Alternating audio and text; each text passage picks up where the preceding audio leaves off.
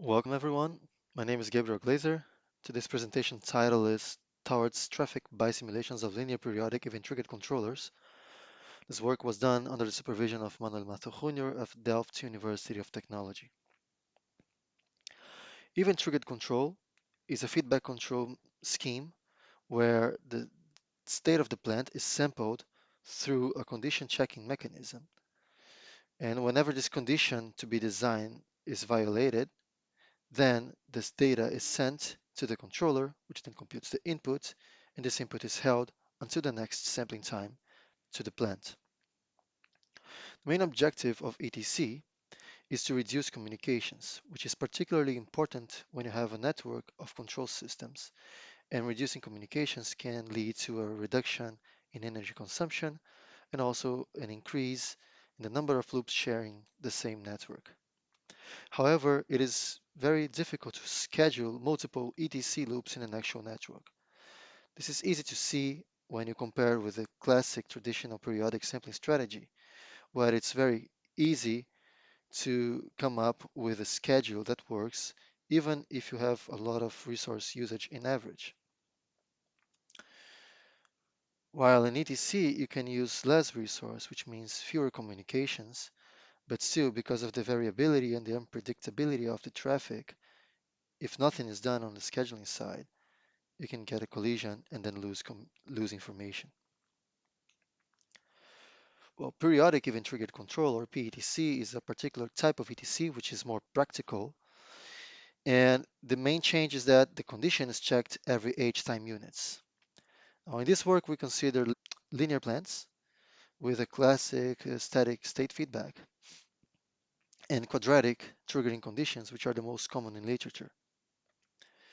Well, PETC facilitates building traffic models, our objective of this work, because the output of a traffic model, which is an intersample time, belongs to a discrete set, H2, H3, H, and so forth. And particularly, if we impose a maximum inter-event time, we get a finite collection of outputs. So from H through K bar H. Imposing a maximum inter-event time is very common in practice because we want to establish a heartbeat of the system. Now, there exists literature for predicting ETC traffic, and either doing long-term but qualitative or precise but short-term. And because our objective ultimately is scheduling, we need to go through this venue of precise modeling. But however, the existing models are, because of this short-term focus, they are excessively non-deterministic, which compromises schedulability. What we have found out in this work is that it is possible to determine all inter-event sequences generated by PETC that cause a specified reduction in a reference Lyapunov function. Then, for a practical modification of PETC based on this observation, we can construct a finite state bisimulation of its traffic. And what is this practical modification? It's a very simple one. We consider that we work on a compact, an ellipsoidal compact, which is a sublevel set of a given Lyapunov function. And without loss of generality, we consider x transpose px smaller or equal than 1. And in most of this region, the control will be using PETC, which does a good job trading off control performance and resource usage performance. But when the state gets small enough, inside this small ball xp, which is a fraction of the original ball, we switch to a very slow rate periodic, whose job is only keeping xp forward invariant at samples. In this region, we get consistent predictable traffic, and we don't really need to care that much about control performance. The assumption is that the PETC drives reductions in the Lyapunov function at every sample. So let's quickly go through what is the normal PETC infinite state traffic model. And I'll skip a bit of the algebra.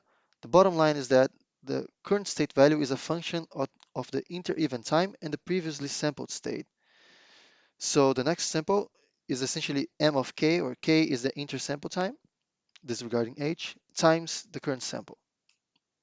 And the inter-event time is also a function of the sampled state.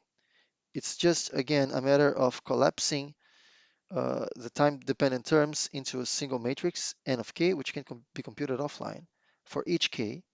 and then you have the kappa of x, the next sample inter-event time, is the minimum of this set, where the first k that violates the condition. And this gives the simple following infinite state model, which the next tempo is equal to m of kappa of x times x, and y, our output, is equal to kappa of x. With that, we can construct a quotient model. To do that, we relate all states with the same output, the inter-event time, and then we can aggregate all states with the same output k in a set qk. And to unfolding this set, this is essentially a satisfaction of a finite conjunction of quadratic inequalities. As an example, consider this two-dimensional state space.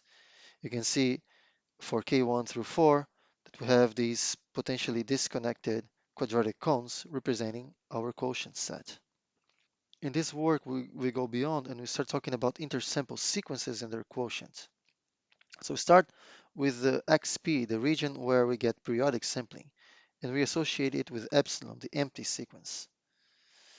Now, for any sequence that happens in our modified ETC, a sequence K1 through Km exists if X belongs to our compact set of interest, if X belongs to QK1, if the next sample belongs to QK2, so on and so forth, until the last sample belongs to QKM, therefore satisfying this sequence in terms of inter-event times, and also that all samples but the last do not belong to XP, and then finally the last one do belong to XP.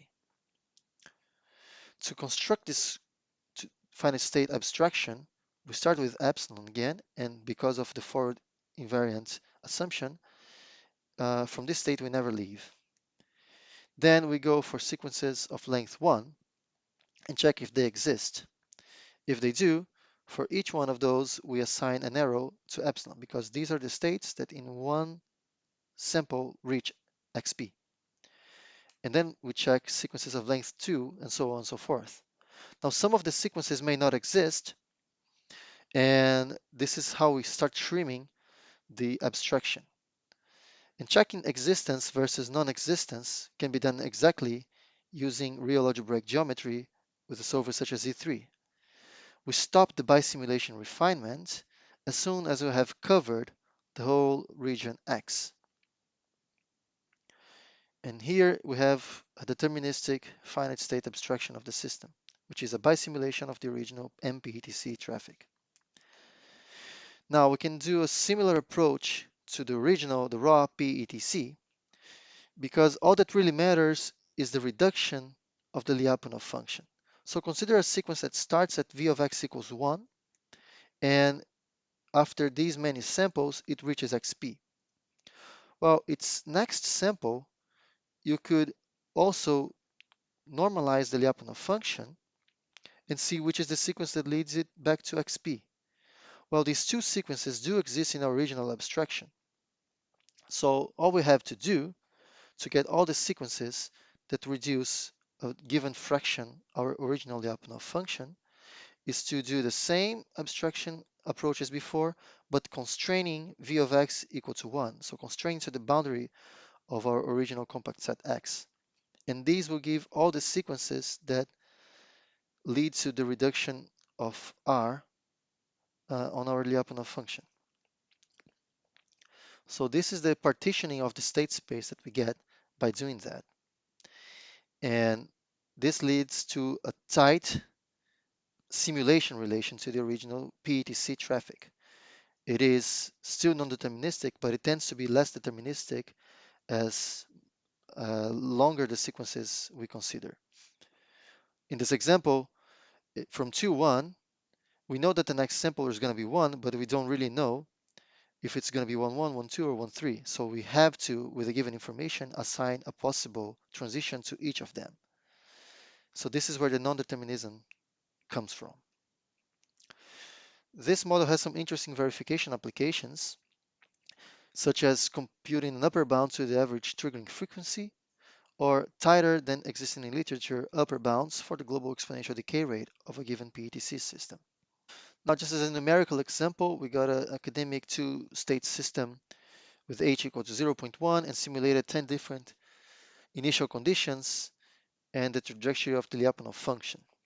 We can see that some initial conditions will lead to a very fast reduction in one sample to the level R, while some would take longer and more samples to reach this level.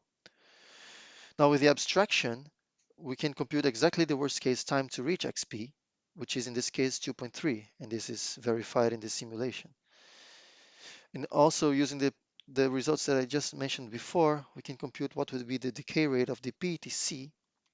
In this case, we get a bound of 0.5, which is a lot bigger than the best we can get with existing results, and also average sampling frequency result. So this concludes our presentation. We presented a practical modification to PETC, which has most of the benefits of PETC but more predictable traffic. In fact, we get completely predictable traffic because we obtain a bisimulation, a finite state bisimulation of the system. And a similar approach can be used to generate tighter PETC traffic simulations. Our future work is dedicated to compute bisimulations or formal traffic performance metrics or the original PETC, and also, of course, augment the models with early triggering actions so that we can do scheduling with these models.